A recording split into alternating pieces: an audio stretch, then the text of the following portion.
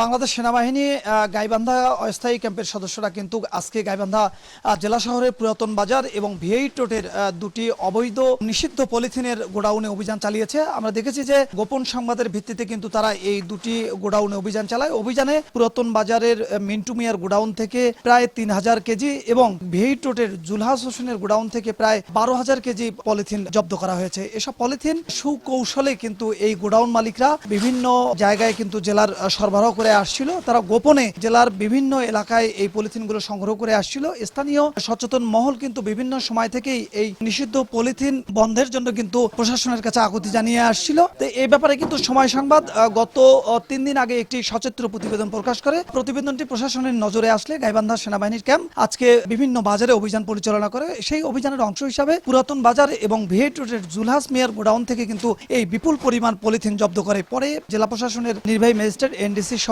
যৌথ বাহিনী কিন্তু ঘটনাস্থলে এসেছে। তারা এই জব্দকৃত পলিথিন পরবর্তীতে কোন প্রক্রিয়ায় বিনষ্ট করা হবে সেই প্রক্রিয়াটি নিয়ে এখন আলোচনা করবে। আমরা সব মিলে যদি বলি প্রায় ১৫,০০০ কেজির অধিক কিন্তু পলিথিন এই গোডাউন দুটি থেকে জব্দ করা হয়েছিল। এই ছিল গাইবান্ধার নিষিদ্ধ পলিথিন গোডাউনের অভিযানের সর্বশেষ খবর।